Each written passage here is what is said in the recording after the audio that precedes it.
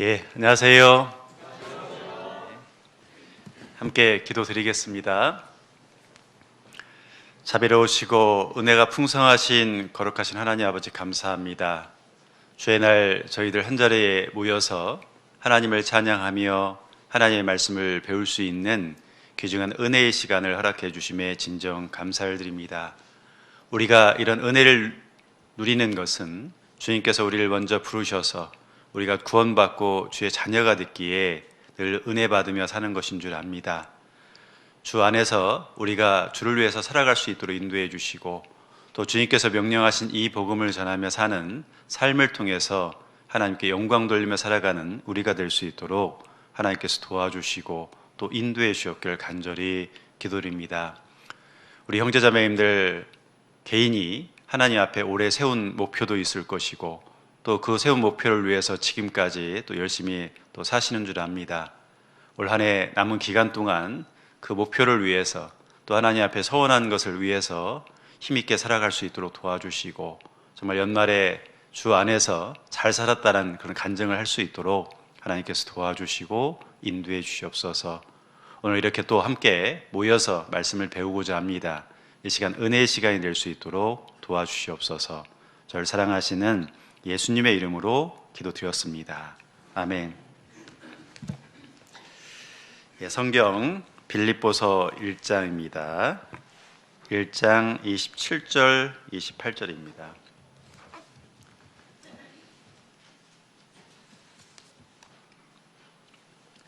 여기는 표를 좀 해두시고 빌립보서 1장 27절, 28절입니다.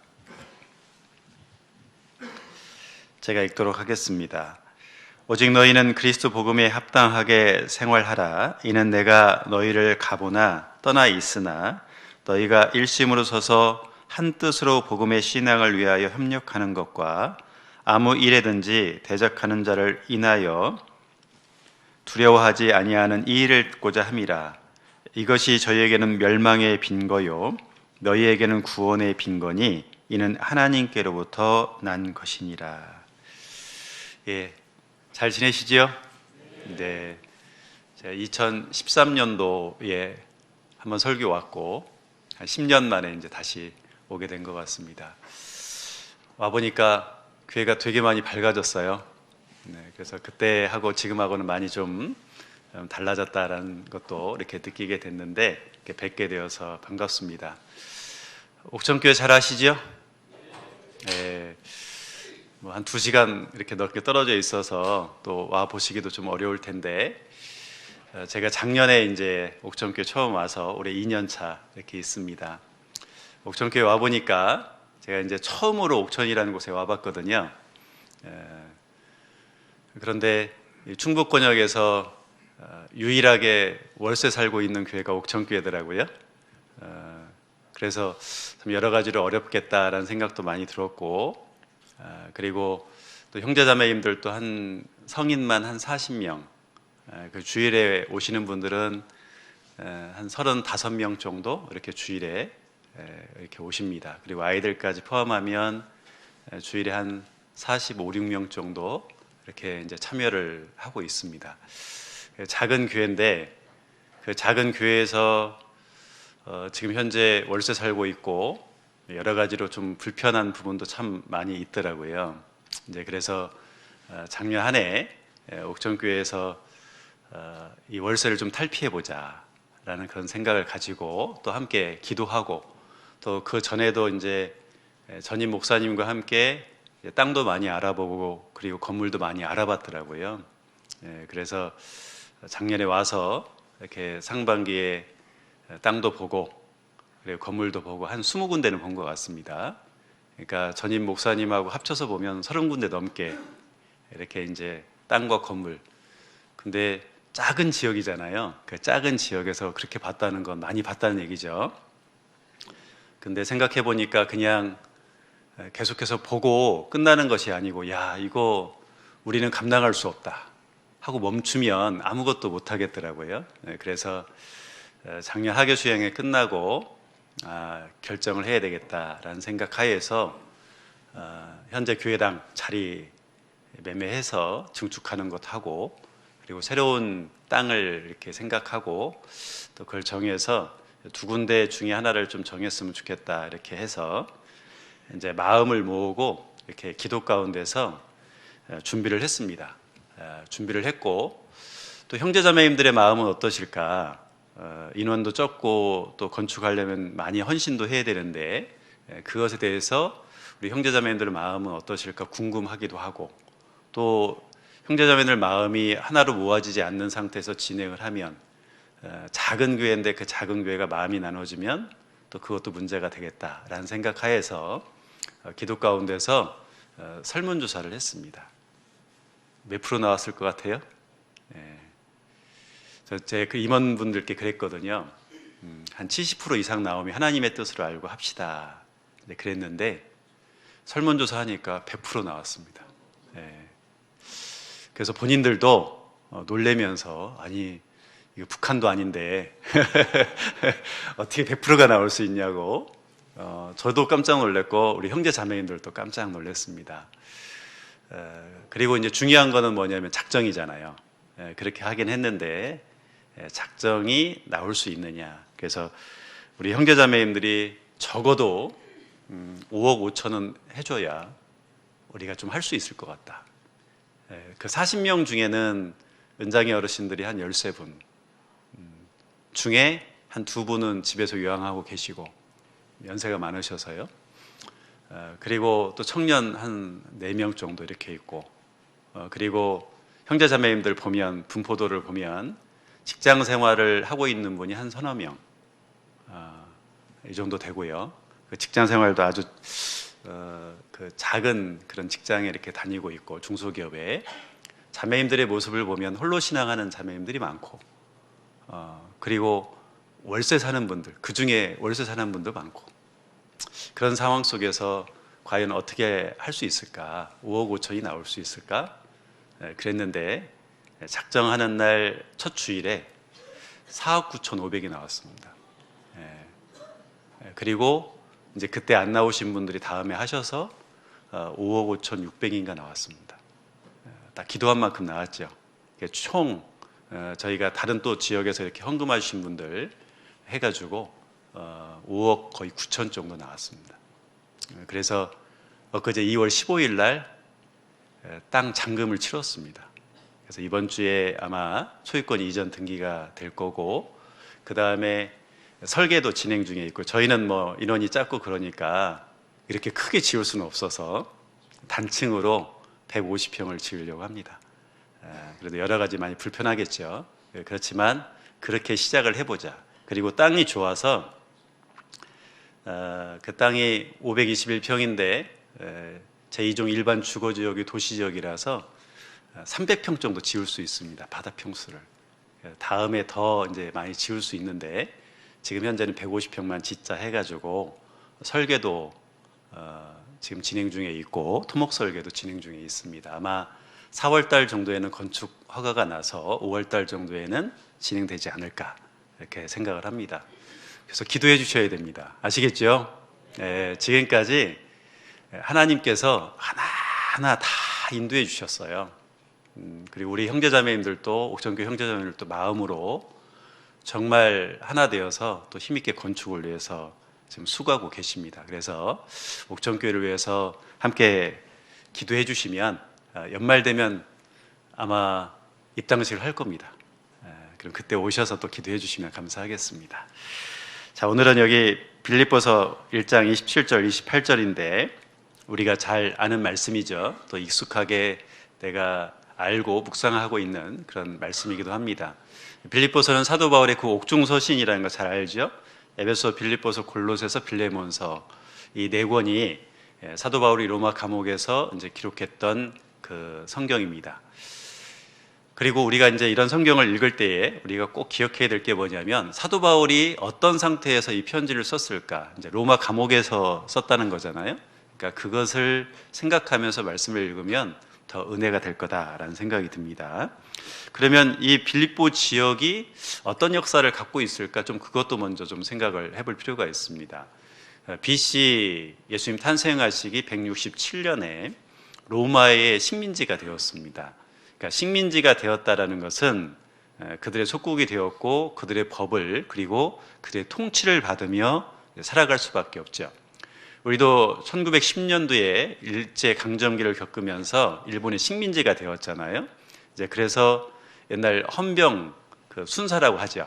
우리 어르신들이 그렇게 얘기하시던데 그 순사들이 우리나라를 이렇게 통치하는 이제 그런 일들, 입법, 사법, 행정, 군사권까지 완전히 다 통치하고 우리나라를 짓밟았던 그런 경험이 우리도 있습니다. 그래서 그 식민지라는 것 자체가 얼마나 힘들고 어려운지를 우리가 알죠. 근데 이 빌립보라는 지역이 딱 그런 지역이었다는 겁니다. 지금으로 말하면 불가리아, 그 다음에 북부 그리스 그쪽 지역에 있는 그 위치가 이제 빌립보인데 거기에 로마의 식민지가 되었습니다.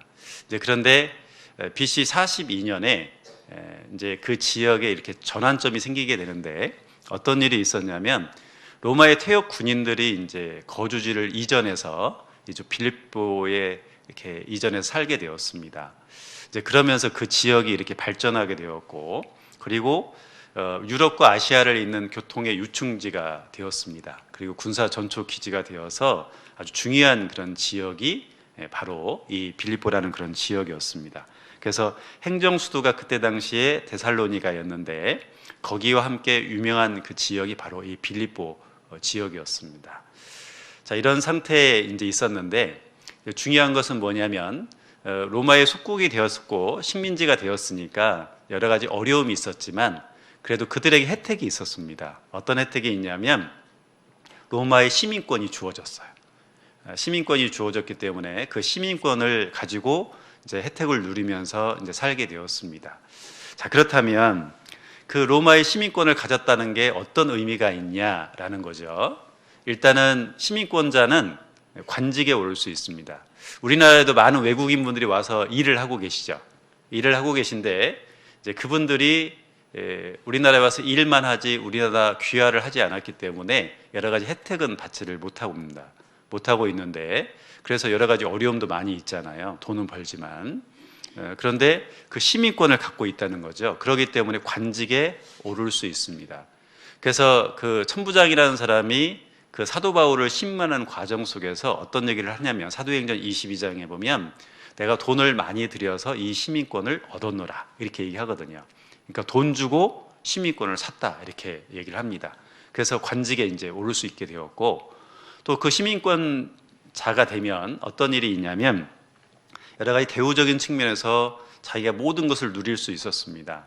뭐 우리도 어디든지 다 가잖아요. 우리나라는 마찬가지로 로마가 그 통치하고 있는 그 주변 모든 그 국가들을 마음대로 왔다 갔다 할 수 있고 그뿐만 아니고 자신들이 능력만 있다면 출세할 수가 있었습니다.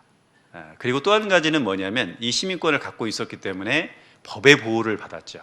그러니까 로마의 시민권을 갖고 있으면 뭐 식민지 내에서 죄를 졌다 할지라도 거기에서 형벌을 받는다든가 재판을 받는다든가 이런 것은 있을 수가 없습니다.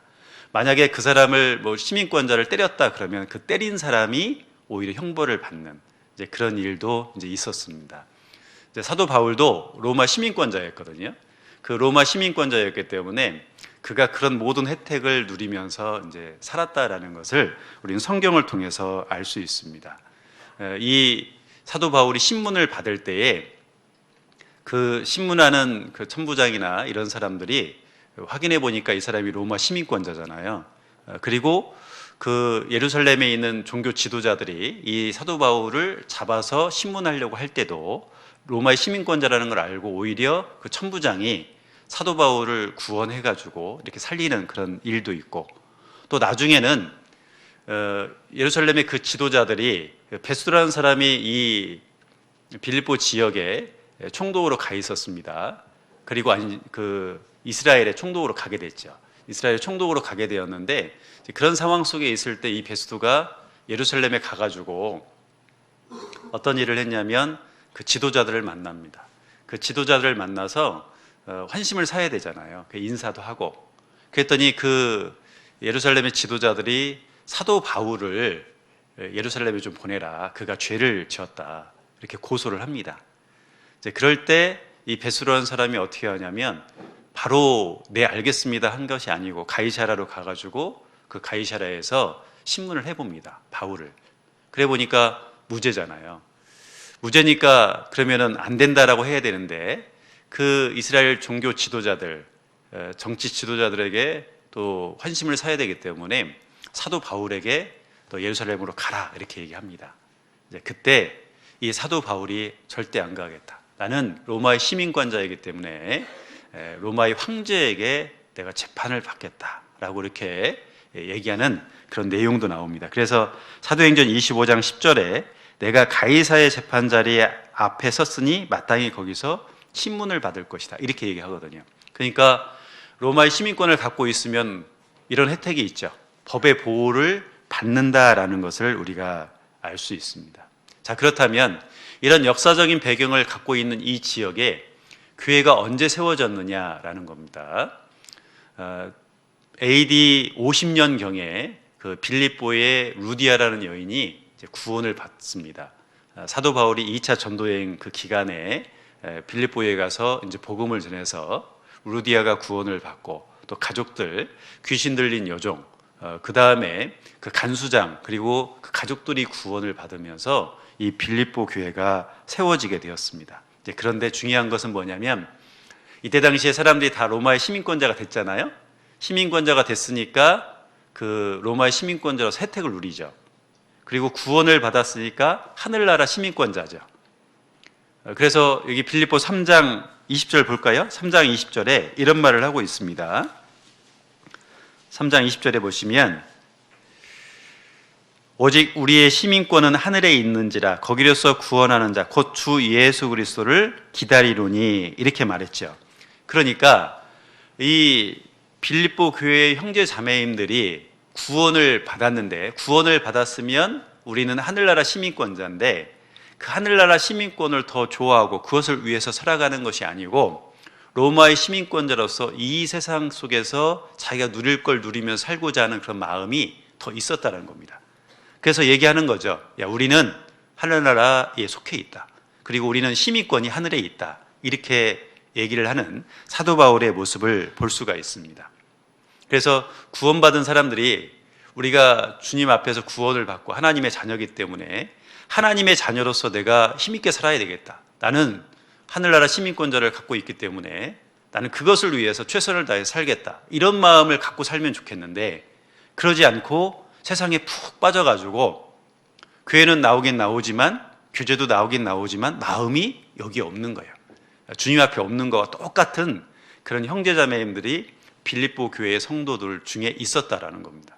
그래서 우리의 시민권이 하늘에 있다라고 얘기를 하는 거예요. 그리고 이 빌립보 교회가 여러 가지 문제가 있습니다. 2장 1절 보시죠. 2장 1절 보시면 그러므로 그리스도 안에 무슨 권면이나 사랑의 무슨 위로나 성령의 무슨 교제나 긍휼이나 자비가 있거든 마음을 같이하여 같은 사랑을 가지고 뜻을 합하며 한 마음을 품어 아무 일에든지 다툼이나 허용으로 하지 말고 오직 겸손한 마음으로 각각 자기보다 남을 낮게 여기고 각각 자기 일을 돌아볼 뿐더러 또한 각각 다른 사람들의 일을 돌아보아 나의 기쁨을 충만케 하라. 자, 왜 이런 말씀을 사도 바울이 했을까요? 2절에 보면 마음을 같이하여 같은 사랑을 가지고 뜻을 합하며 한 마음을 품어라. 이 얘기는 뭡니까? 마음을 같이하지 않았죠. 뜻을 합하지 않았죠. 같은 사랑이 없었다라는 겁니다. 그러니까 마음을 같이하고 같은 사랑을 가지고 뜻을 합하고 한 마음을 품으라 이렇게 얘기했죠. 그리고 3절에는 아무 일에든지 다툼이나 허용을 하지 마라. 그러니까 다툼도 있었다라는 것을 말씀하죠. 그리고 겸손한 마음으로 이렇게 얘기하죠. 그러니까 교만한 사람도 있었다라는 것을 말씀을 해주고 있는 겁니다.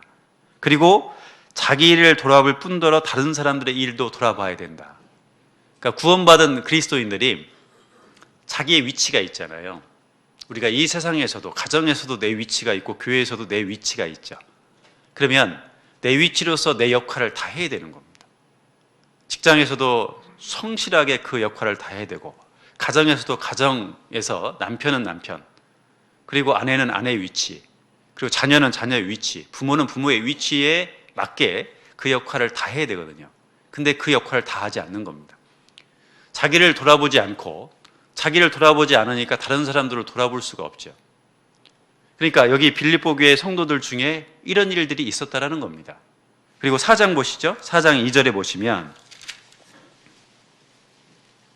4장 2절 내가 유오디아를 권하고 순도계를 권하노니 주 안에서 같은 마음을 품으라. 여기 보면 유오디아, 순도계 자매님들입니다. 이 자매님들인데 지금으로 말하면 구원받은 지 오래된 자매님들, 앞에서 일하는 열심히 했던 그런 자매님들입니다. 근데 같은 마음을 품지 않았지요. 이 두 자매님들이 다툼도 있었고 교회 가운데 하나가 되지 못한 그런 일도 있었기 때문에 그 이름을 직접 언급하면서 같은 마음을 품으라고 말씀을 하고 있는 거예요. 그래서 이런 문제점들이 있었다라는 겁니다. 근데 이것만 있느냐? 이것만 있는 것이 아니고 3장 2절 보시죠. 3장 2절 개들을 삼가고 행악한 자들을 삼가고 손 할례당을 삼가라. 7절입니다. 그러나 무엇이든지 내게 유익하던 것을 내가 그리스도를 위하여 다 해로 여길 뿐더러 또한 모든 것을 해로 여김은 내 주 그리스도 예수를 아는 지식이 가장 고상함을 인함이라. 내가 그를 위하여 모든 것을 잃어버리고 배설물로 여김은 그리스도를 얻고 그 안에서 발견되려 함이니 내가 가진 의는 율법에서 난 것이 아니요 오직 그리스도를 믿음으로 말미암은 것이니 곧 믿음으로 하나님께로서 난 의라. 자, 여기 보면 아까 2절에 개들, 행악하는 자들, 손 할례당 이렇게 얘기했죠. 이것은 어떤 것을 말씀하고 있냐면 이방인들 중에서도 구원받은 사람들도 있습니다. 그 구원받은 사람들이 할례를 행해야 된다라고 얘기하는 거예요. 우리는 구원을 받을 때 어떻게 구원을 받았습니까? 율법을 지켜서 구원을 받은 게 아니고 은혜를 통해서 우리가 구원을 받았습니다. 근데 은혜 플러스 율법이죠. 이렇게 잘못된 그런 마음을 갖고 그리고 그것을 지켜야 된다라고 하는 사람들이 있었다라는 겁니다. 율법주의자죠. 유대주의적 그 율법주의자들이 있었다라는 거예요. 교회 가운데. 그런데 여기 7절부터 9절까지의 그 모습을 보면 나는 그러죠. 사도 바울이 그리스도를 위해서 그 모든 것을 다 해로 여겼다. 사도 바울은 율법을 철저하게 지켰던 사람이죠. 그런 하나님을 믿는데 최선을 다해서 믿고 있었습니다. 최고의 바리새인이었습니다. 최고의 스승을 통해서 하나님을 배웠고 율법을 지켰던 사람입니다. 아주 전도 유명한 청년이었죠. 그런 사람이 예수님을 만났습니다. 그리고 구원을 받았어요. 은혜로. 그래서 모든 것을 다 해로 여겼다. 그리고 그 모든 것을 배설물로 여겼다. 그 이유가 뭐냐면 그리스도를 얻었다는 거죠. 예수님을 통해서 구원을 받았는데 율법을 지켜야 된다. 이런 얘기들을 하고 있는 거예요. 이런 잘못된 것이 이 빌립보 교회에 있었다라는 겁니다. 그러니까 다시 본문 보시죠. 빌립보서 1장 27절입니다. 오직 너희는 그리스도 복음에 합당하게 생활하라. 자, 생활하라가 거기 보면 2번 써 있죠. 그 나나주에 보면 뭐라고 되어 있습니까? 혹 시민 노릇 이렇게 되어 있습니다. 그러니까 시민 노릇 하라는 겁니다. 너희는 여기 말씀처럼 시민 노릇 하라 이렇게 말씀하고 있죠. 사전적으로 시민을 찾아보니까 어떻게 되어 있냐면 자신의 개인의 이익을 위해서 살아가는 것이 아니고 공동체의 유익을 위해서 자기의 능력을 극대화하고 그리고 시민 정신을 가진 자. 다시 말씀드리면 나는 구원을 받았습니다. 구원을 받았으면 이제 나는 하늘나라 시민권자로서 내 자신의 유익을 위해 살아가는 것이 아니고 교회의 유익을 위해서 형제 자매님들 유익을 위해서 내 능력과 내가 가지고 있는 시간, 물질 모든 것들을 사용해야 된다. 이것이 진정한 시민이다. 이렇게 말씀을 하고 있는 거예요. 그래서 너희는 시민 노릇 하라 이렇게 말씀하고 있잖아요. 우리 한번 생각해 보죠. 내가 정말로 이런 시민 노릇을 하고 있느냐? 지금 벌써 2월 달도 이제 하순경에 이렇게 접어들고 있습니다. 그러면 벌써 한 50여일 가까이 돼갑니다. 올 한 해.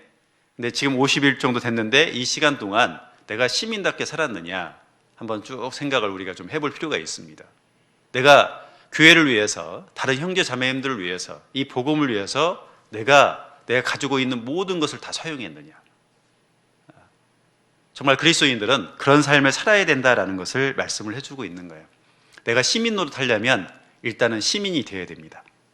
제가 작년에 이제 왔잖아요, 옥천에. 옥천에 오니까 이제 전입신고를 해야 되잖아요. 야, 전입신고를 하니까 일단 군수님이 전화가 오고요. 그런 거 처음 받아봤어요. 제가 인천교회에서 제가 서울교회에 있다, 안산교회에 있다가 97년도에 인천교회를 갔습니다. 인천교회 25년 있다가 제가 25년 말에 객지로 나온 겁니다. 그러니까 이제 시골로 왔잖아요. 옥천으로 왔는데, 그리고 혜택이 너무 많은 거예요. 뭐 카드도 주고 거기에 무슨 상품권 같은 것도 주고, 야, 혜택이 많더라고요. 제천도 많죠. 뭐 대학생들 여기에 오면 이쪽에 옮기면 뭐 장학생이 되면 뭐 한 50만 원도 주고 뭐 여러 가지 있더라고요. 제천에서도 그런 일들을 많이 하더라고요. 그리고 제천 시민들에게는 또 여러 가지 재난이나 어떤 사고를 당하면 이미 제천시에서 보험도 틀어놨더라고요. 그래서 그런 일들이 있으면 한번 시에 확인해 보세요. 그러면 혜택을 받을 수 있겠더라고요. 그러니까 우리가 시민이기 때문에 그런 혜택을 우리가 받잖아요. 시민으로서의 자격을 갖춰야 되는 겁니다. 그래서 우리나라 사람들이 미국 시민권자가 되려면 어떻게 해야 됩니까? 크게는 두 가지라고 하잖아요. 첫째는 미국에서 태어나는 것, 두 번째는 귀화하는 것. 그렇죠. 근데 그 미국의 시민권자가 되려면 어렵다고 하더라고요. 일단 영주권을 얻어야 되고, 제가 아는 선교사님께서 오래됐는데, 선교사로 미국에 간 지 오래됐는데 대부분 선교사님들이 2년 내지 3년 만에 이렇게 가족들이 방문을 합니다. 그런데 5년이 넘어도 오지 않는 거예요. 심지어는 장모님이 돌아가셨는데도 귀국하지 못합니다. 그래서 왜 그럴까 나중에 얘기 들어봤습니다. 나와서 혹시 못 들어가면 영주권을 받을 수가 없는 거예요. 선교사로서 일할 수가 없는 겁니다. 그래서 못 나온 거예요. 영주권을 받고 나오셨더라고요. 영주권 받았다고 끝나는 게 아니죠. 시민권자가 되려면 한 5년 정도 이후에 시민권을 신청할 수 있다는 거죠. 그리고 1년 기간 내에 6개월은 미국에 있어야 되고, 전체 기간 중에 2분의 1, 반은 또 미국에 있어야 된답니다. 그러니까 정말 어렵고 돈도 많이 들죠. 근데 하늘나라 시민권자가 되려면 돈 많이 들어요? 시간도 많이 안 걸리죠. 그러니까 마음 열고 말씀을 들으면 구원을 받을 수 있죠. 물론 어떤 분은 수십 년 지나도 말씀을 그렇게 많이 들어도 구원받지 못하는 분이 계시죠. 그분은 하나님의 말씀을 받아들일 마음이 없기 때문에 그렇습니다. 근데 정말 신사적인 마음을 가지고 이 말씀이 정말 하나님의 말씀인지 확인하고자 하는 그런 마음을 가지면 한 번 듣고 구원받습니다. 저희 교회 형제님이 계신데 올해 68세 되셨는데 작년 연말에 10월 달에 말씀을 들으셨습니다. 한 번 듣고 구원받았어요. 신기하다 그랬습니다, 저희가. 한 번 듣고 딱 구원받고 교제 가운데 딱 붙으셨어요.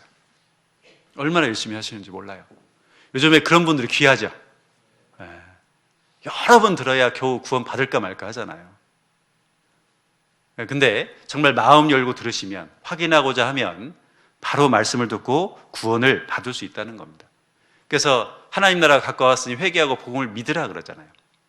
로마서 1장에 보면 그 복음이 누구냐면 바로 예수 그리스도입니다.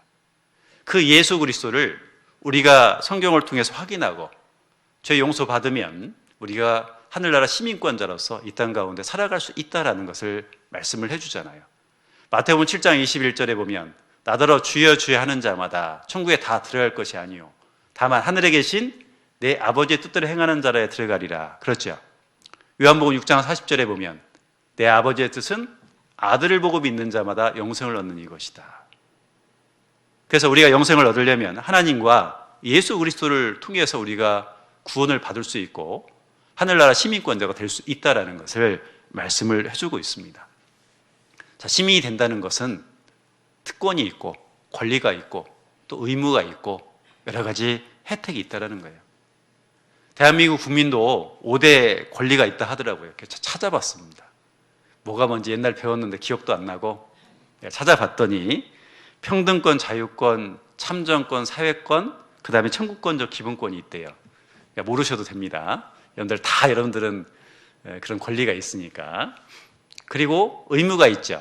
예전에는 4대 의무라고 그랬는데 교육, 근로, 납세, 국방의 의무. 다 하고 계시죠? 그리고 또 한 가지 2개가 더 늘었는데 환경 보존의 의무, 그 다음에 재산권 행사의 공공복리의 적합의 의무가 있다 합니다. 그래서 그게 뭔지 몰랐어요. 그랬더니 국가에서 아니면 지자체에서 어떤 계획을 세워서 개발을 하려고 할 때 내 땅이 거기 있습니다. 그러면 공공의 유익을 위해서 내 땅을 팔아야 된다는 거예요. 어떤 분은 알박기 하죠. 알박기 하면 안 된다는 거예요. 그래서 공공의 유익을 위해서 내 땅을 이렇게 파는 것이 이제 국가의 유익을 위해서 내가 해야 될 일이다라는 것이 그게 의무입니다. 대한민국 국민으로서 그런 의무를 행하면서 내가 살아가고 있죠. 그러면 구원받은 자의 특권이 뭡니까? 요한복음 1장 12절에 보면 영접하는 자, 곧 그 이름을 믿는 자들에게는 하나님의 자녀가 되는 권세를 주셨다. 자, 여러분들 생각해 보세요. 하나님이 나의 아버지가 되었습니다. 내가 기도할 때 하나님 아버지 기도하죠. 그런데 하나님이 나의 아버지가 됐다는 것을 한번 잘 묵상해 보세요. 그러면 너무 감사할 거예요.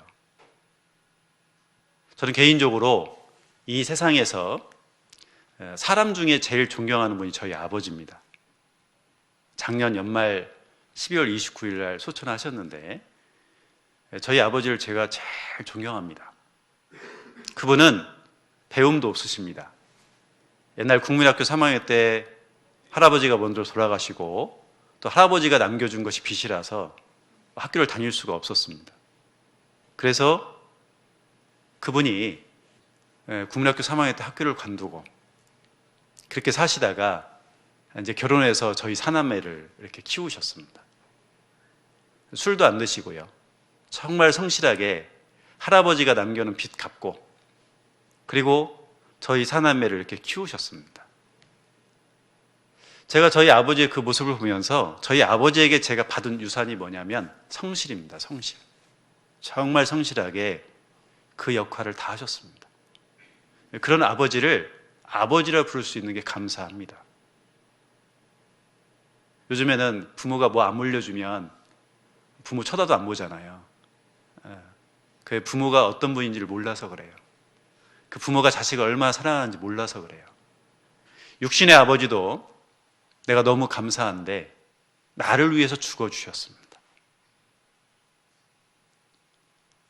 우리 빌립보서 2장 보시죠. 빌립보서 2장 5절입니다. 5절 보세요. 우리가 어떻게 구원받았는지.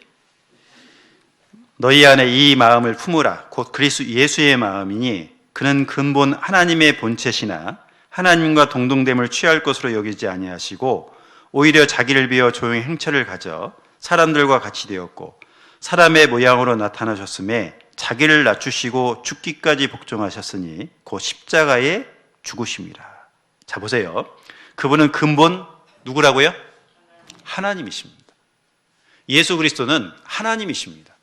하나님인데 그 하나님이 나를 위해서 이 땅에 내려오셨는데 낮아지셨죠? 다 포기하셨어요. 하늘, 천국을 포기하셨고 그의 영광을 포기하셨고 그의 위엄을 포기하셨고 가장 좋은 것들, 최고의 것들을 다 포기하고 나를 위해서 이 땅에 오셨다라는 것을 말씀해 주죠. 6절에 하나님과 동등됨을 취할 것으로 여기지 아니하시고 오히려 자기를 비워 종의 형체를 가졌다. 종의 모습으로 이 땅에 오셨죠? 그리고 그 마지막이 뭐냐? 죽기까지 복종하셨다 말씀하고 있습니다. 그러니까 그 예수 그리스도께서 나를 위해서 죽어주신 거예요. 그러니까요 감사하죠. 그래서 내가 하나님을 아버지라 부를 수 있다는 겁니다. 예수님은 나를 위해서 이 땅에 태어나셨고 나를 위해서 죽으셨고 나를 위해서 승천하셨고 나를 위해서 지금도 하나님 우편에 앉으셔서 중보기도 하시고 또 나를 위해서 나와 함께 거하십니다. 우리가요 생각해 볼 게 아버지 이것이 정말 우리에게요 얼마나 큰 것인지를 우리가 알아야 됩니다. 우리가 구원받고 살면서 신앙생활을 오래 하다 보면 아버지가 어떤 의미인지를 잘 모를 때가 있습니다. 당연하지. 우리가 이렇게 생각할 때가 있어요. 근데 그분이 나를 위해서 희생하신 것을 생각하면 너무 감사한 거예요. 그러면 내가 그분을 위해서 어떤 일인지 다 할 수 있습니다. 어떤 일이든지. 그 어떤 일이 뭡니까? 복음을 위해서, 주를 위해서 내가 다 희생할 수 있죠. 형제 자매님들을 위해서 참을 수도 있고요. 기다려 줄 수도 있습니다. 왜냐하면 하나님이 나의 아버지이기 때문에 그래요. 근데 그것을 우리가 잊어버릴 때가 있어요. 구원받은 자에게 주어지는 그 특권, 하늘나라 시민권자에게 주어지는 첫 번째 특권이 무엇이냐? 아버지라 부를 수 있습니다. 그래서 이제는 내가 하나님 앞에 나아갈 수 있죠. 그리고 그 아버지에게 기도할 수 있잖아요. 그래서 예레미야 3장 33절에 너는 내게 부르짖으라 내가 내게 응답하겠고 그러죠. 자녀가 뭔가를 계속해서 요구하잖아요. 그럼 부모는 그 자녀를 위해서 내가 해줄 수 있는 능력 한에서 다 해주고 싶죠. 그게 부모입니다. 뭐든지 해주고 싶어요.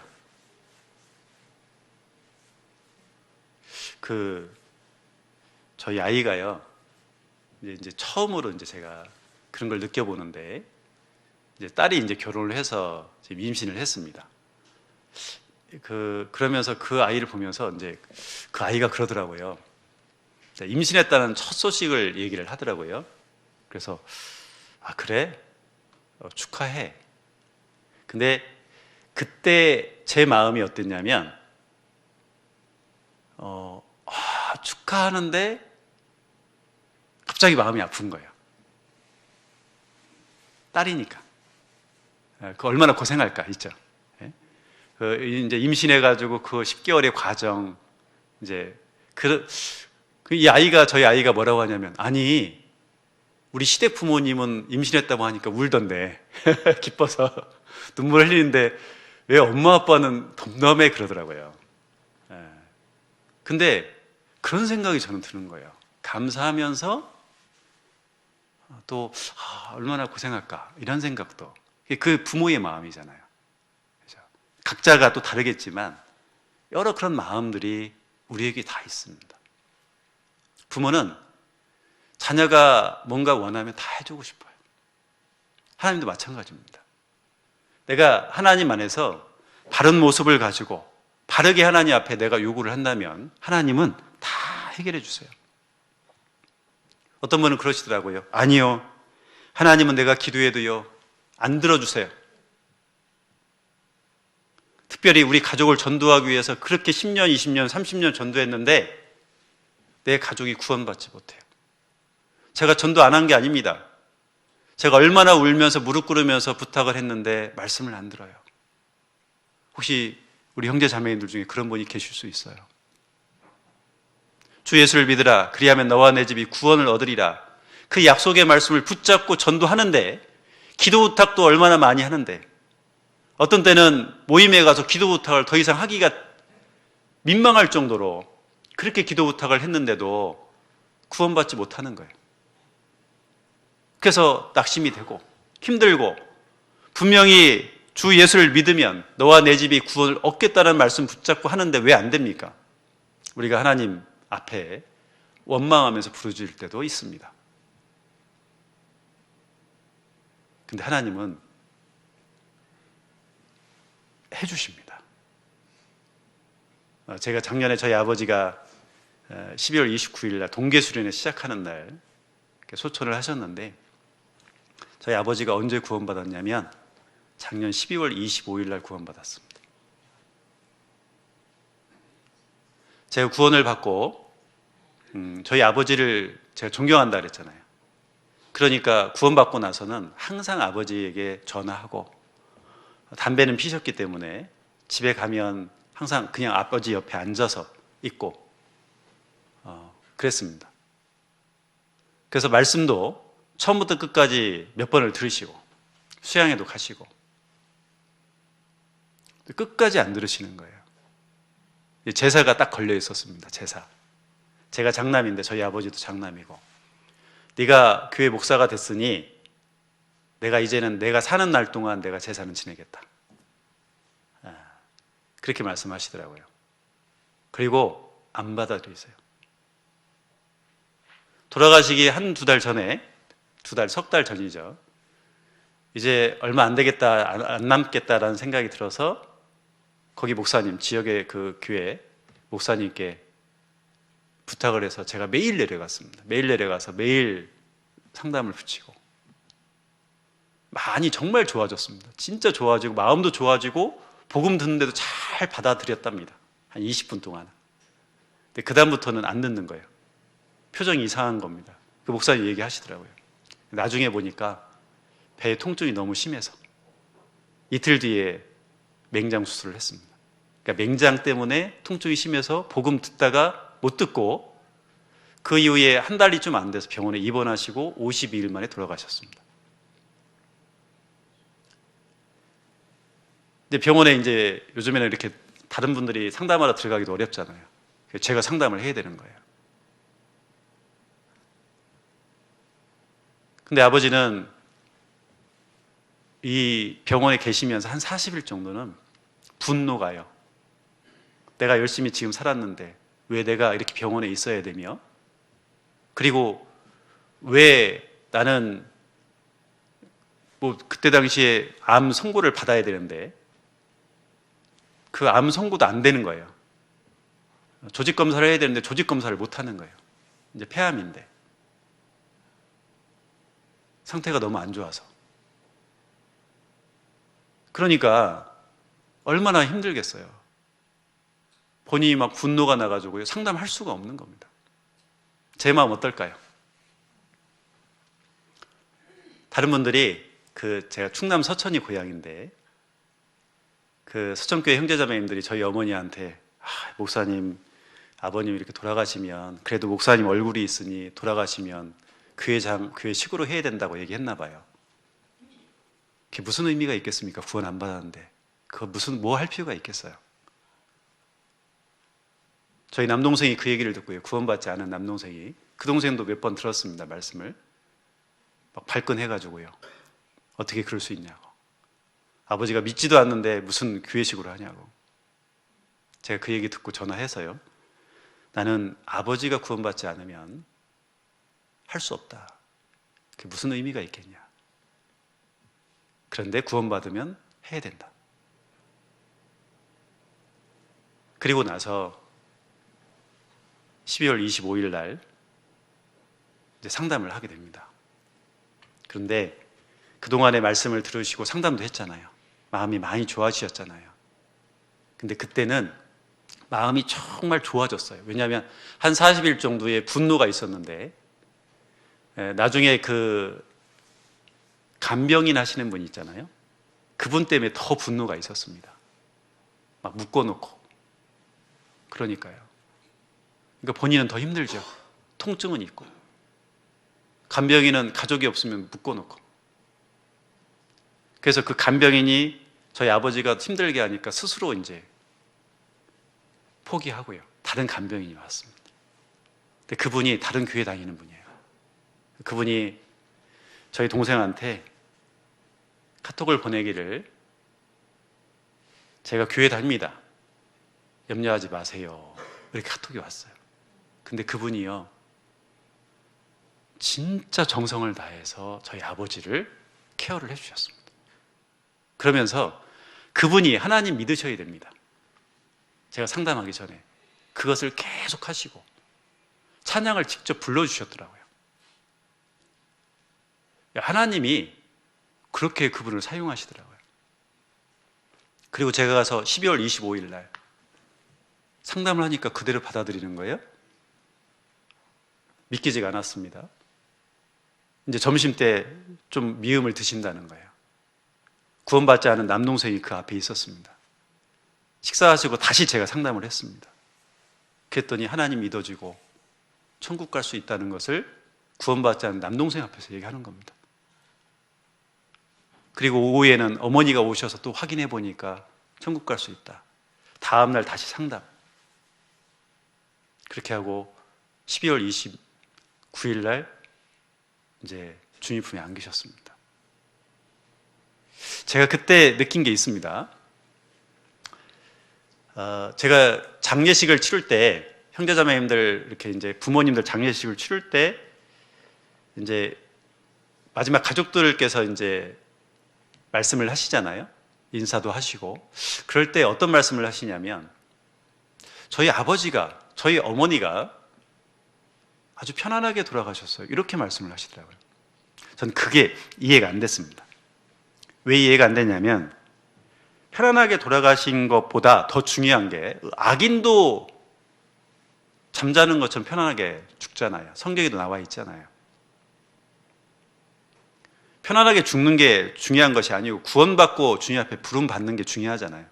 그런데 편안하게 돌아가셨다는 얘기를 하시는 모습 보면서 제가 이해가 안 됐습니다. 근데 저희 아버지 보면서 제가 왜 그랬는지 이해가 됐어요. 제가 임종원 보지 못했습니다. 이제 늦어가지고 동계수련회 저희 식구들 가는 거 보고 저희 아버지 이미 이제 운명하실 때가 다 됐다라는 소식을 들었지만 알았다고 얘기하고 가시는 거 보고 이렇게 갔습니다. 그래서 한 15분 정도 늦었습니다. 가서 이렇게 보니까요, 얼굴이 너무 환하고 너무 편안한 거예요. 그리고 구원받았다는 것을 확인을 하고 돌아가신 거 이렇게 보니까 너무 큰 위로가 되는 겁니다. 그리고 그 시신을 이제 옮기는 과정 속에서 남동생한테 그 예식으로 하자 그랬더니 알았어요. 어떻게 할까요? 상 차리지 말고 향도 피지 말고 꽃만 해놔라. 다 그렇게 했습니다. 장례 일정 과정이 다 은혜였습니다. 하나하나. 저는 개인적으로 저희 아버지가 구원 못 받을 줄 알았습니다. 왜냐하면 아니면 아니었거든요. 성품상. 근데 마지막에 그것을 받아들이더라고요. 그래서 끝까지 하면 되는 거구나. 나는 안 될 거라고 생각하지만 끝까지 하면 하나님이 이루어 주시는구나. 다시 한번 제가 느끼게 됐습니다. 하나님은 내가 기도하는 거요 들어주십니다. 왜냐하면 아버지이기 때문에 그래요. 우리는 하늘나라 시민권자잖아요. 그리고 내가 하늘나라 시민권자로서의 특권이 뭐냐면 하나님과 함께 일할 수 있는 거예요. 하나님은 다 하실 수 있지만 우리와 함께 일하고 그 영광을 나누길 원하는 거예요. 그래서 내가 교회 가운데서 일하는 것 자체가요, 꼭 임원만 일하는 것이 아닙니다. 모든 구원받은 형제자매님들이 교회를 위해서, 복음을 위해서 함께 일하면 함께 그 영광을 나눌 수 있다는 거예요. 대통령을 위해서 사람들이 함께 일하잖아요. 그리고 그 옆에서 일하고자 하잖아요. 이 세상에 대통령과 함께 일하는 것도 영광이기 때문에 그렇게 그 자리를 가려고 하는데 하나님과 함께 일하는 것이 얼마나 큰 영광입니까? 그래서 욕심이 있어야 돼요. 어떤 자매님은 그러시더라고요. 나의 목표는 어머니 회장이야. 그러시더라고요. 그래서 제가 그 얘기 듣고요, 멋있다 그래서 멋있다. 그렇죠? 어머니 회장이 뭐 하는 겁니까? 봉사하는 거거든요. 수고하는 거거든요. 그 주방에서 그 모든 것들을 다 주관하고 열심히 봉사하는 그 일을 하는 거예요. 근데 그 일을 하겠다라는 거예요. 왜요? 하나님이 나의 아버지가 되었으니까요. 그게 구원받은 자의 특권입니다. 특권. 여기 계신 모든 분들은 그 특권을 다 지금 아마 본인이 누릴 수도 있고 누리지 못할 수도 있을 거다라는 생각이 듭니다. 내가 어떻게 하느냐에 따라서 달라진다라는 거예요. 그리고 구원받은 사람은 어때요? 의무가 있죠. 우리 마태복음 5장 보시죠.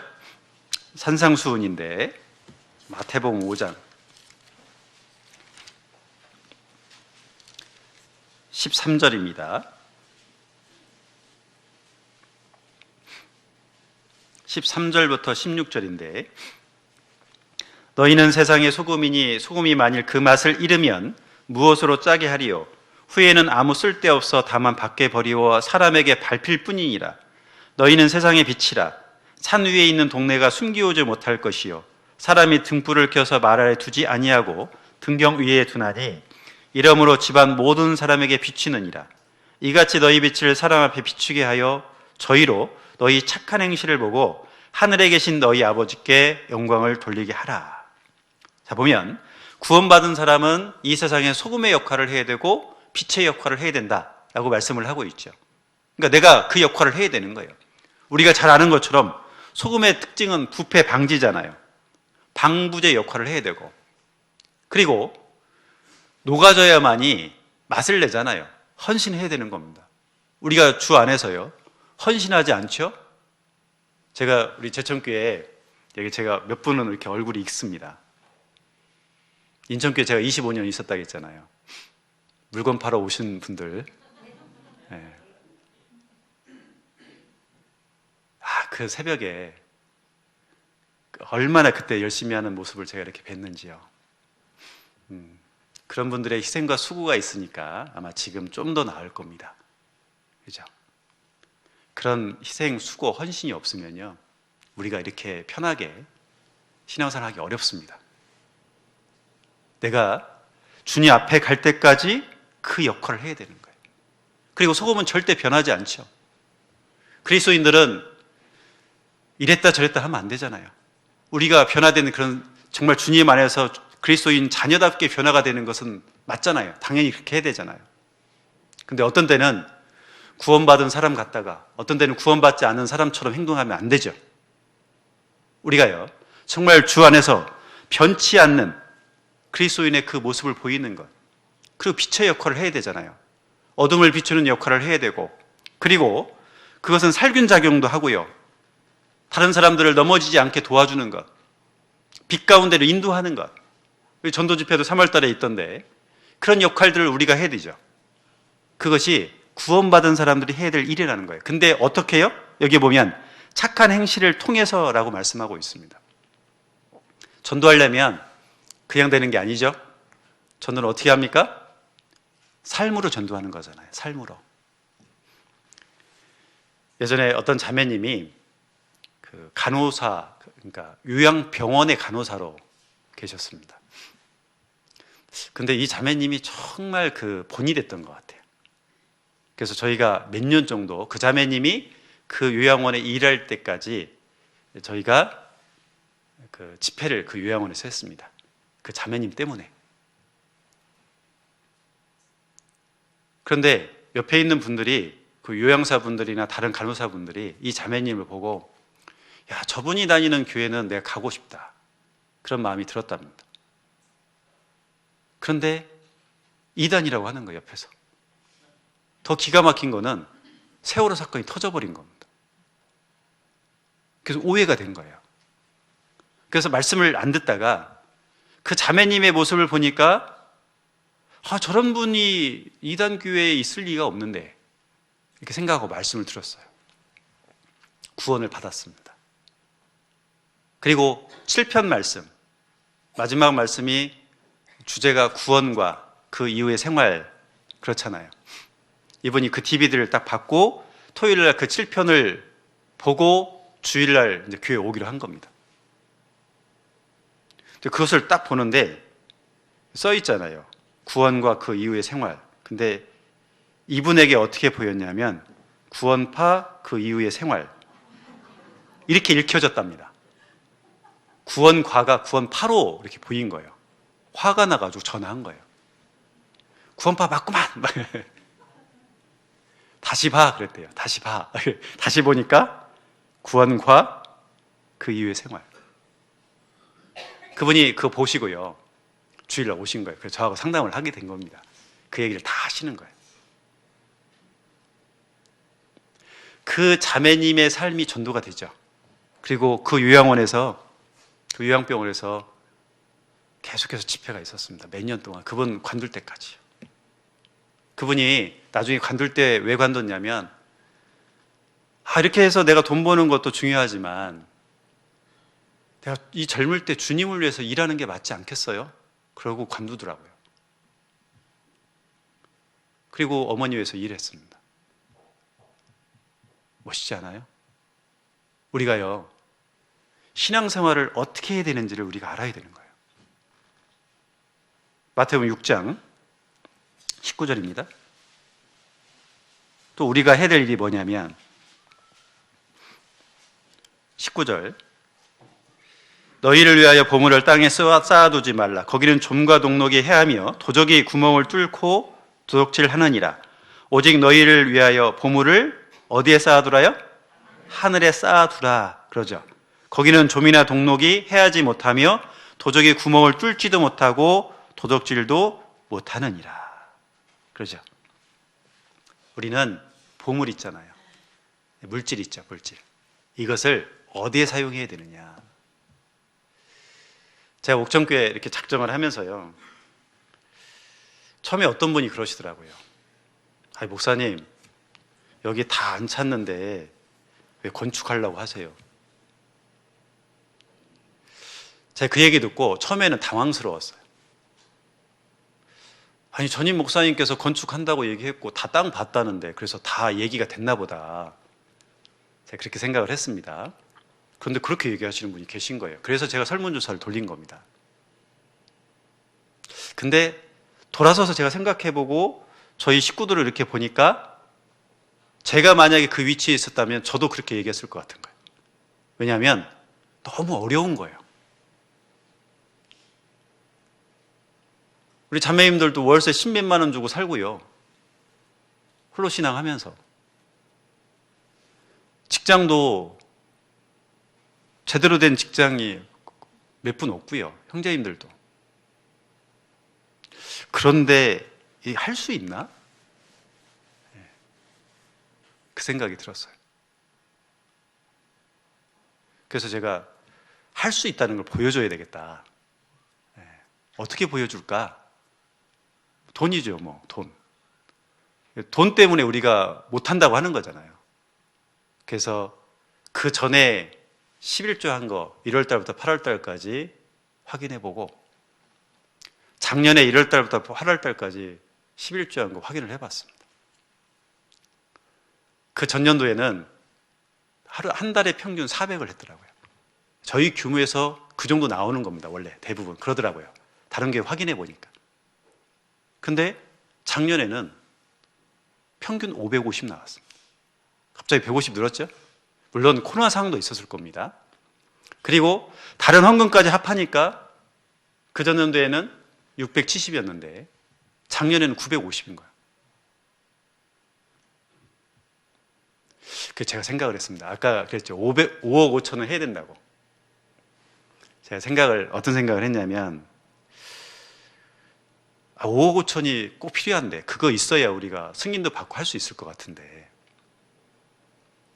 제가 임원들한테 그랬습니다. 발표를 쭉 하면서 우리 그럽시다. 11조에 공 2개만 붙입시다 그랬어요. 5년 작정해서. 어르신들도 다 하시거든요. 저희 11조 안 하는 분들 없습니다. 거의. 한두 명 제외하고 다 합니다. 어르신들까지. 3만 원이든 5만 원이든 다 합니다. 주일헌금 다 합니다. 제가 깜짝 놀랐습니다. 그래서 5년 동안 3만 원 하시는 분은 공 2개 붙이면 얼마예요? 300만 원. 20만 원 하시는 분들은 2천만 원 해봅시다 그랬어요. 그랬더니 임원분들이 가만히 계신 거예요. 그 얘기는 뭐냐면 가능할 것 같은 거예요. 5년이잖아요. 5년. 그렇게 하셨어요. 그 이상도 하셨습니다. 교회를 위해서, 복음을 위해서 그렇게 하시더라고요. 여기도 그렇게 하셨잖아요. 그렇게 하시니까 이렇게 짓죠. 와서 보니까 막 여기도 이렇게 다 리모델링도 하셨고 하셨던데 그렇게 하셨잖아요.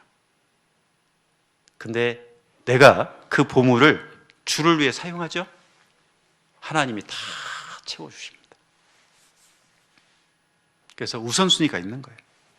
여기 25절에 보시면 마태복음 6장 25절에 그러므로 내가 너희에게 이르노니 목숨을 위하여 무엇을 먹을까, 무엇을 마실까, 몸을 위하여 무엇을 입을까 염려하지 말라. 목숨이 음식보다 중하지 아니하며 몸이 의복보다 중하지 아니하냐. 자, 염려하지 말라고 하죠? 근데 염려가 되더라고요. 그렇죠? 우리 염려 됩니다. 염려 안 될 일 없습니다. 염려 됩니다. 우리는 연약하기 때문에 염려가 되지만 하나님께 맡기고 나아가면 하나님이 다 준비해 두신다는 거예요.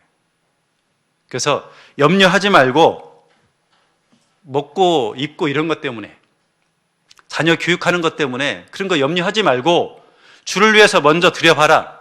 그러면 주님이 다 해결해 주신다는 거예요. 다. 그것이요, 우리가 해야 될 의무인 거예요. 그리고 마음을 다하고 목숨을 다하고 뜻을 다하여 주 너희 하나님을 사랑하라. 사랑해야죠. 그리고 우리가 해야 될 일이 뭐냐면 죄를 버리는 거잖아요. 내가 죄를 갖고 있다면 그 죄를 깨끗하게 해야 되잖아요. 육과 영의 온갖 더러운 것에서 자신을 깨끗게 하자. 너희는 저희 중에서 나와서 따로 있고, 그러죠. 우리가 주를 위해서 살아갈 때 내가 깨끗한 가운데서 주를 위해 살아가잖아요. 그럼 하나님께서 나를 통해서 다 역사해 주십니다. 그리고 예수님께서 죽으시고 부활하신 이후에 마태복음 28장에 그 제자들에게 뭐라고 말씀하셨습니까? 너희는 가서 모든 족속으로 제자를 삼으라고 말씀하셨잖아요. 이 복음을 전하라고 말씀을 하셨잖아요. 우리가 해야 될 일은 뭐냐면 복음을 전하는 거예요. 복음을 전하지 않으면 그 영혼은 지옥에 갈 수밖에 없잖아요. 예수님께서 우리에게 마지막으로 말씀하신 거예요. 그러니까 우리가 해야 될 일이 뭐냐면 이 복음을 위해서 내가 수고하는 거예요. 전도 집회가 있으면 당연하게 참여하는 거고요. 전도 당연하게 해야 되는 거고요. 헌금 당연하게 해야 되는 겁니다. 제가 작년에 처음 가니까 저희 집사님께서, 회개하는 집사님께서 목사님 창피해 죽겠어요 그러더라고요. 왜요? 그랬더니 전도 집회 헌금을 안 해요 그러더라고요. 그럼 전도 집회 헌금이 대집회할 때 얼마큼 나와요? 그랬더니 40-50만 원 나온대요. 밥값도 안 나오는 거예요. 그런데 주변 교회에서, 저희가 영동교회에서 나왔거든요. 영동교회 형제자매인데 이제 집회 신방을 하잖아요. 그럼 그분들이 70-80만 원을 해준다는 거예요. 너무 창피하다는 거예요. 그런데 작년에요, 첫 집회 때 헌금이 자체적으로 170만 원이 나왔어요. 40-50 나왔던 게 170만 원. 계속 그렇게 합니다 지금. 낮 집회 때는 140, 그 인원에서 드리면 내 삶이 쪼그라들까요? 아닙니다. 하나님이 다 채워주십니다. 복음을 위해서 드리면 하나님이 다 채워주십니다. 전도 집회 있으면 앞에 나와서 말씀을 들으셔야죠. 그죠? 물론 우리는 그러죠. 새로 오신 분들이 앞에 들으셔야 되니까 앞자리 비워놓죠. 근데 새로 오신 분들은 뒤에서 듣고 싶어 하세요? 앞에서 듣고 싶어 하세요? 네, 뒤에서 듣고 싶어 하거든요. 부담스럽거든요. 앞에서 딱 채워주시면서 새로운 분들 오면 약간 피해주고, 네? 앞에 썰렁하게 있으면 어떨까요? 들어오시면서 멈칫한다니까요, 그분들이. 그렇죠? 우리가 일찍 와가지고, 일찍 와서 밥 먹고 앞자리 다 채워주고 기도하고 있는 가운데서 전도 집회가 진행이 되면 하나님께서 큰 역사 이루어주는 거예요. 그게 같이 복음을 전하는 것 아니겠습니까? 우리가요, 정말 그런 마음으로 복음을 전해야 되는 거예요. 이것이 구원받은 사람들, 하늘나라 시민권자로서의 혜택과 의무라는 것을 우리가 성경을 통해서 그동안 사실 많이 배웠잖아요. 근데 이 빌립보서를 여러분들이 사도 바울이 로마에서 기록했다, 로마 감옥에서 기록했다는 걸 기억하시기 바랍니다. 너희는 하늘나라 시민권자야. 이 얘기를 왜 했을까요? 로마 사람들이 로마 시민권자로서 그 어깨가요 이렇게 올라가는 모습들, 그 당당한 모습들, 그걸 본 거예요. 그런데 구원받은 사람들은 당당하지 못하고 어떻게 되느냐? 어깨가 축 처져가지고요. 신앙생활도 겨우겨우 하는 거예요. 그러니까 사도 바울이 얘기하는 겁니다. 야, 로마 시민권자들 저렇게 당당하게 살아가고 있는데 너희들은 구원받았음에도 불구하고 왜 어깨 축 처져 살아가냐? 너 소속이 어디냐? 지금 그 얘기하고 있는 거예요. 너는 이 땅의 소속이 아니고 하늘나라 소속이다. 소속감을 가지라고 말씀을 하고 있는 거예요. 그렇죠? 여러분들은요, 이 땅의 시민권자가 아닙니다. 물론 우리가 이 땅의 시민권을 갖고 있죠. 제천 시민이잖아요. 그런데 이건 하찮은 거예요. 진짜는 뭐냐면 나는 하늘나라 시민권을 갖고 있다는 거예요. 그러니까 어떻게 살아야 되겠어요? 이렇게 올라가야 되지 않겠어요, 내가? 어깨가? 당당하게 직장에서든지 학교에서든지 어디서든지 간에 내가 당당하게 그리스도인답게 살아가고 그리스도인이라고 얘기하고 내가 살아가야 되지 않겠어요? 그런데 얘기도 못하고 전도하는데도 당당하게 얘기도 못하고 어깨 움츠리고 할까 말까 계속해서 생각하고 있다가 못하고, 그 얘기는 무슨 얘기냐면 내가 지금 어디에 소속되어 있는지를 모르는 거예요. 우린 조금 있으면 그 하늘나라에 갑니다. 이 땅만 있는 게 아닙니다. 제천에 좋은 산이 어디예요? 무슨 산이에요? 네? 크게 얘기해 주셔야지. 제천에 가장 큰 높은 산이 있다고 생각해 보시죠. 자, 그러면 그 산을 올라갔습니다. 그러면 내가 보고 있는 산, 저것만 있는 게 아니고 그 산 꼭대기에 가보니까 그 뒤에도 더 큰 세상이 있죠. 배를 타고 가면 망망대해잖아요.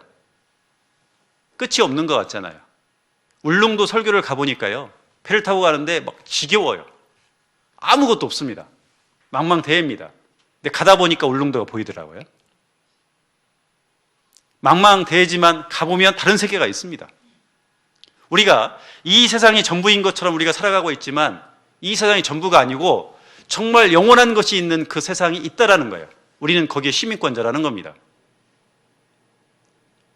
조금 있으면 가는 겁니다. 휘장만 제끼면 우리 갈 수 있는 거예요.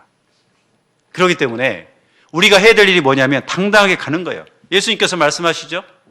여호도 굴이 있고 공중에 새도 거처가 있을 때 오직 인자는 머리 둘 곳이 없다. 당연하죠. 예수님이 머리 둘 곳은 이곳이 아니잖아요. 예수님은 하늘나라잖아요. 우리도 마찬가지입니다. 우리가 이 세상 가운데서 어떤 모습으로 살아야 되느냐. 우리의 고향은 하늘나라 천국에 있기 때문에 그것을 바라보면서 내가 소속감을 가지고 당당하게 살아가야 된다는 겁니다. 그러니까 우리 교회 형제자매들 보면서 구원받지 않은 분들이 그런 얘기 하잖아요. 저분을 보면 항상 웃고 있다고, 얼굴 표정이 달라졌다고, 그래서 궁금했다고, 교회 다니기 전엔 저러지 않았는데 교회 다니고 나서 달라졌다고, 구원 받았는지 안 받았는지 모르잖아요, 그분들은. 근데 저분이 교회를 다니더니 삶이 달라졌다고. 왜요? 시민권이 여기가 있는 게 아니에요. 우리는 천국이잖아요. 내가 그 시민권자잖아요. 그러니까 당당하게 내가 살아가야 되는 거예요. 우리는 우리의 소속은 어디냐면 하늘이다라는 것을 기억하셔야 돼요. 그래서 다시 빌립보서 1장 27절 보시죠. 1장 27절.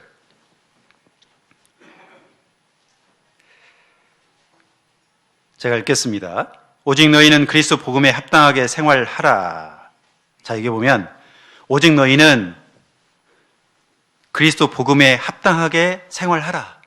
너희는 하늘나라 시민권자니까 이제 너희가 해야 될 일이 뭐냐면 복음에 합당한 삶을 살라는 거예요. 우리는 그 복음에 대해서 어떻게 생각합니까? 구원받을 때만 필요합니까? 아니죠. 사도 바울이 얘기합니다. 고린도전서 9장 14절에 복음으로 말미암아 살리라 이렇게 말씀하고 있습니다. 사도 바울이 이 세상 가운데서 누릴 수 있는 그 권리를 다 누리지 않고 복음을 위해서 힘을 다해서 수고했죠. 목숨을 내던졌잖아요. 왜 그랬을까요? 나는 복음 때문에 사는 거예요. 복음 때문에 살기 때문에 모든 것을 다 내려놓고 이제 살겠다라는 겁니다. 복음이라는 것은 무엇이냐면 단지 구원받는 것으로 끝나는 것이 아니고 순종의 대상이라는 거예요. 우리는 복음에 순종해야 됩니다. 복음이 바로 예수 그리스도잖아요. 그 얘기는 뭐냐면 그 복음 대신 예수 그리스도의 말씀에 내가 순종하면서 살아가는 것, 그것이 복음에 합당한 삶이다라는 것을 말씀해주고 있는 거예요. 어떤 분들은 그러죠. 나는 그렇게 살고 있습니다. 제가 예를 하나 들죠. 2015년도에 김영구 씨라는 사람이 그때 당시에 34세였습니다. 그 사람이 용인에서 그 민속촌 근처에서 직장 생활을 하고 있었습니다. 어느 날 이제 본사에 가게 됐어요. 서울에. 이 사람이 고민을 한 겁니다. 야, 자동차를 끌고 갈까? 어떻게 할까 고민하다가 아침에 출근 시간이니까 너무 이제 복잡하잖아요. 그래서 버스 타고 가기로 한 겁니다. 분당까지 버스 타고 가서 분당에서 서울까지 가자. 이렇게 계획을 세우고 용인 신갈에서 오리역까지 버스를 타고 가는 겁니다. 버스를 타고 가는데 구성역이 있나 봐요. 그 구성역에 이렇게 내렸는데 이제 버스가 섰는데요. 어떤 할아버지가 뭔가를 딱 들고 타는 거예요. 딱 봐도 생필품이고 자녀들에 갖다 주는 것 같다라는 생각이 들었답니다. 그리고 그 할아버지가 자리에 앉으시고 이 버스가 한 10m 정도 갔는데 갑자기 버스 기사분이 급정거를 하더랍니다. 그러면서 소리 지르는 거예요. 할아버지, 버스비 내세요. 할아버지가 버스비를 안 낸 거예요. 할아버지가 주머니 뒤져보니까 자기가 지갑을 놓고 온 거예요. 버스 기사분에게 그러죠. 한 번만 봐달라고. 내가 지갑 놓고 왔다고. 한 번만 봐달라고. 그런데 이 버스 기사분은 소리치면서 버스비 안 내려면 내리세요. 그런 겁니다. 그래서 이 김용구 씨라는 분이 뒤에서 앉아서 야, 버스 기사분 참 너무하네. 내가 내줄까? 이렇게 생각하고 있었다는 겁니다. 근데 갑자기요, 중간 정도에 그 버스 중간 정도에 의자에 앉아있던 초등학교 여학생 아이가요, 가방을 들고 앞으로 쭉 가더니 얘가 갑자기 소리를 지르더랍니다. 할아버지잖아요. 딱 그런 거예요. 이 가방을 딱 열어가지고 10,000원짜리를 딱 들어서 돈통에 딱 넣었더니 앞으로 이런 할아버지 공짜로 10분 태워주세요. 그리고 자기 자리로 그 할아버지를 모시고 가서 앉히더라는 거예요. 이 김영구 씨가 그랬답니다. 자기 생각 그걸 딱 보면서 너무 부끄러웠대요.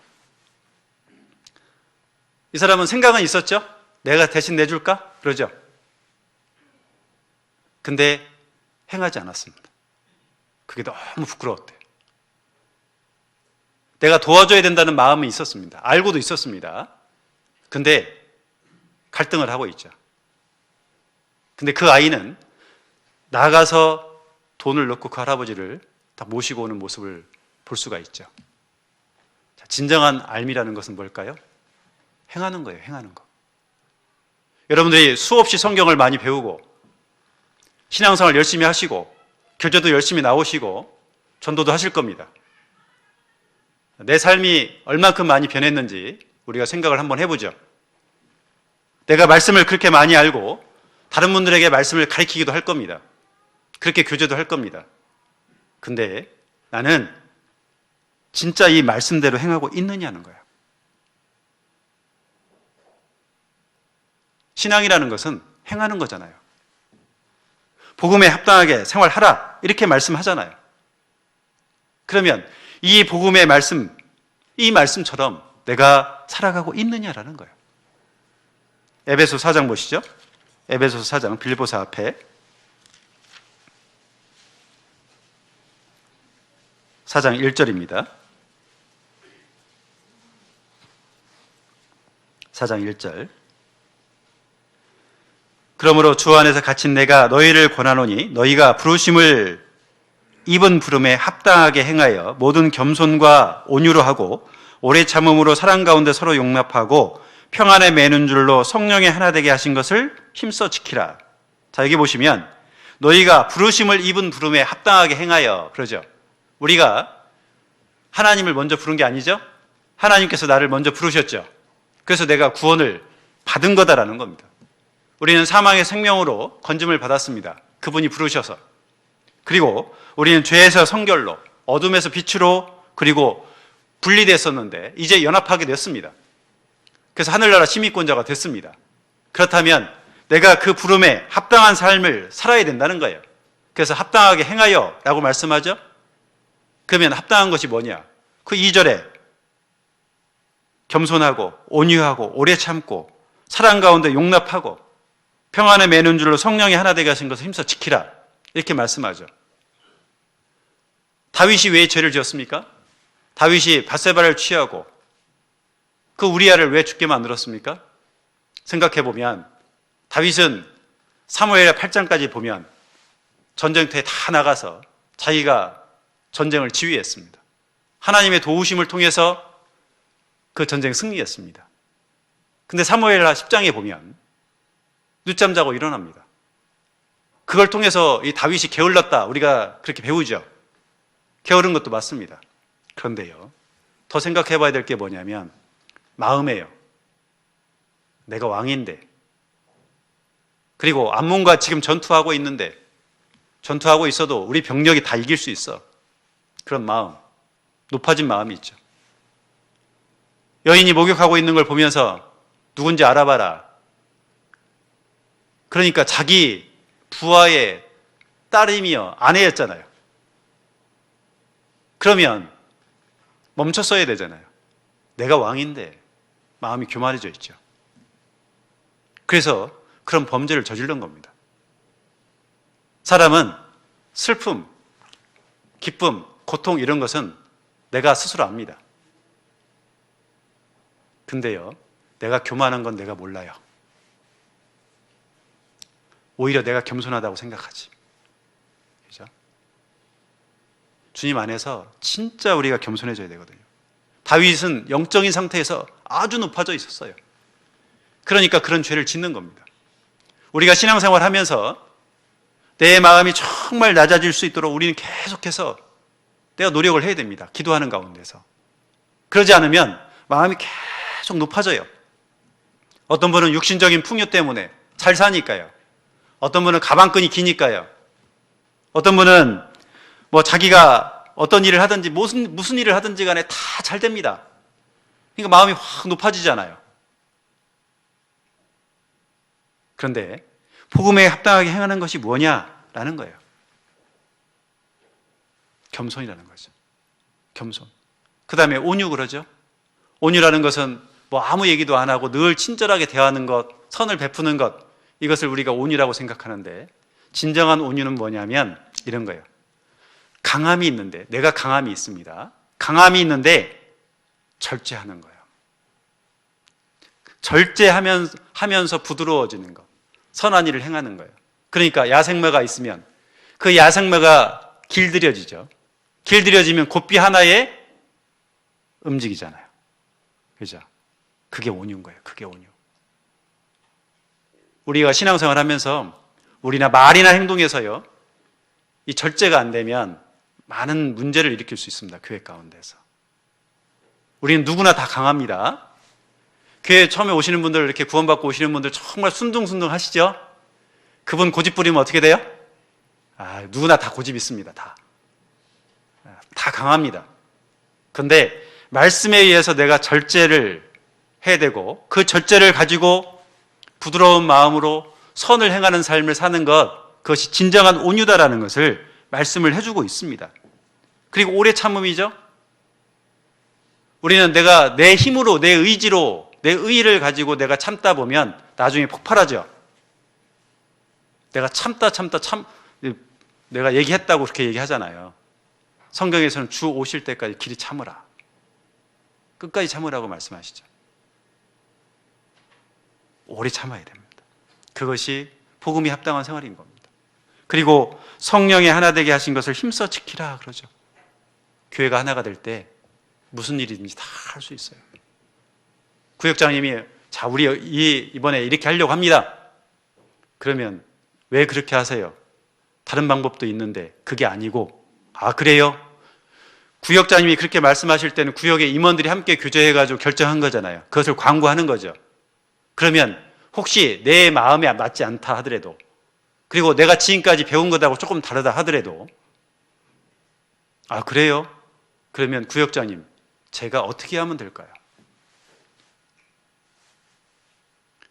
그렇게 하는 게 하나 되기 힘쓰는 겁니다. 내 마음은 달라도요. 어떻게 하면 될까요? 조장님, 제가 뭘 도와드릴까요? 내가 전도할 때 차량을 어디다 갖다가 대기하고 있을까요? 누구 모셔올까요? 그럼 조장님 얼마나 힘나겠어요. 그렇죠? 그렇게 성령의 하나 되게 하신 것을 힘써 지키는 삶, 그것이 복음에 합당하게 행하는 거다라는 것을 말씀을 해주고 있는 거예요. 자, 그리고요, 다시 본문 보시죠. 빌립보서 1장 27절. 오직 너희는 그리스도의 복음에 합당하게 생활하라. 이는 내가 너희를 가보나 떠나 있으나 너희가 일심으로 서서 한 뜻으로 복음의 신앙을 위하여 협력하는 것과, 그러죠. 그러니까 너희가 일심으로 서서 복음의 신앙을 위해서 협력하라 그러잖아요. 그러니까 복음을 위해서는 전도 집회 있을 때 있잖아요. 전도 집회 있을 때, 특별히 전도 집회 있을 때는 절대 싸우면 안 됩니다. 부엌에서도 절대 싸우면 안 됩니다. 집에서도 절대 싸우면 안 됩니다. 부부간에도 우리가 그걸 생각하셔야 돼요. 어떤 집사님은 그러더라고요. 구역 집회가 있는데 구역 집회 때 일주일 전부터 자매님 손 잡고요, 기도한답니다. 왜요? 부부싸움 하지 않도록. 그 구역 집회를 하는데 부부가 죄 짓지 않도록 기도한답니다. 제가 그 간증을 듣고요, 충격받았어요. 결코 쉬운 일이 아니잖아요. 근데 그런 마음을 가졌다는 게 정말 대단하잖아요. 우리가요, 그런 마음을 갖고 나가는 거예요. 그러니까 너희가 일심으로 서서 그러잖아요. 이 얘기는 뭐냐면 원어 성경에 보면 이렇습니다.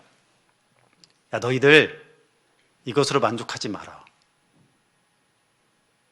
이 얘기는 지금 제천교회 그래도 전도 이만큼 했고요, 이 정도 됐습니다. 이것으로 만족하지 말라는 거예요.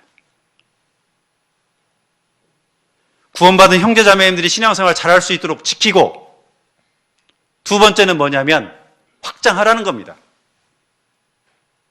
옛날에 러시아 제국의 그 변방이, 제국이니까 여러 나라를 전쟁을 통해서 승리했잖아요. 변방에 군사들을 탁 놓습니다. 너희들 여기다 지켜라. 근데 이 경계만 지키는 것이 아니고 나아가서 전투해서 영토를 확장하라, 이 얘기예요. 그래서 지금 여기 말씀이 바로 그런 거예요. 일심으로 서서 한 뜻으로 복음의 신앙을 위해서 협력하는 것과, 이렇게 말씀하잖아요. 이 얘기는 하나님 나라 영토를 확장하라, 이 얘기예요. 여기 보니까 단양 집회도 있고요. 제가 예전에 10년 전에 그때도 단양 얘기하시더라고요. 어떻게 해야 되겠어요? 계속 전도해가지고 교회도 세우고 해야 되지 않겠어요? 확장하라고 하잖아요. 그것이 우리가 해야 될 일인 겁니다. 그리고 여기 28절에 보시면 아무 일에든지 대적하는 자를 인하여 두려워하지 아니하는 이 일을 듣고자 함이라. 이는 저에게 멸망의 빈거요 너에게는 구원의 빈거니 이는 하나님께로부터 난 것이니라. 그러죠. 자, 여기 보면 아무 일에든지 대적하는 자를 인하여 두려워하지 아니하는 이 일을 듣고자 함이라. 이 얘기 무슨 얘기예요? 두려워하지 말라는 거예요. 말이 이렇게, 말은 전쟁터 옛날에 사용이 됐잖아요. 근데 이 말이요, 두려워하면 어떻게 되냐면 갑자기 앞발을 딱 들죠. 그 도망가잖아요. 지금 여기 말씀이요, 딱 그런 말씀이에요. 두려워하지 말라는 거예요. 뒤로 돌아서지 말라는 겁니다. 승리는 정해져 있다. 승리는 정해져 있으니까 두려워하지 말고 계속해서 일심으로 앞으로 전진하라. 그러면 하나님 나라는 확장될 것이다. 그 얘기를 지금 하고 있는 거예요. 이 일을 누가 하느냐? 하늘나라 시민권을 갖고 있는 사람. 누구예요? 나죠. 내가 그 일을 행하는 거예요. 우리 각자가 그 역할을 행할 때 하나님 나라는 더욱더 확장될 수 있다. 그것을 말씀을 해주고 있는 겁니다. 자, 그래서 우리가 꼭 기억해야 될 게 뭐냐면 우리는 하늘나라 시민권자죠? 첫 번째 기억해야 될 게 뭐냐면 이거예요. 나는 시민권자니까 이 시민권을 세상과 바꾸지 말라. 바꾸는 분이 혹 계실 수 있어요. 세상이 너무 좋아가지고 바꾸지 말라는 거예요. 바꾸지 말고 이제는 하늘나라 시민권자로서 복음에 합당한 그런 삶을 살았으면 좋겠다. 혹시 이 중에 그 시민권자가 아니면, 자격이 갖추어지지 않았다면, 구원받지 않았다면 구원 확인하셔라. 그게 첫 번째죠. 시민권자가 되라. 그리고 두 번째는 시민권자로서 내가 소속감을 갖고 살아라. 당당하게 살아라. 그 얘기를 하고 있고, 세 번째는 이제 복음에 합당하게 생활하라. 그것이 뭐냐? 영토 확장이라는 거죠. 영토 확장. 그리고 영토 확장하는데 두려워하지 말라는 거예요. 하면 됩니다. 두려움은 있죠? 두려움은 있습니다. 근데 하나님 믿으면 하나님이 행해 주십니다. 제가 저희도 옥천에 그 교회에 건축을 하면서요, 제 몸무게가 70kg 이하로 내려가더라고요. 신경이 정말 많이 쓰이죠. 뭐 누가 할 사람이 없어서 다 뭐 관청 다 다녀야 되니까 내려가더라고요. 그러면서 하나가 기도인 거예요. 이렇게 제가 여기서 말씀 전하자 염려하지 말라고 제가 염려하고 있더라니까요. 그게 우리의 모습입니다.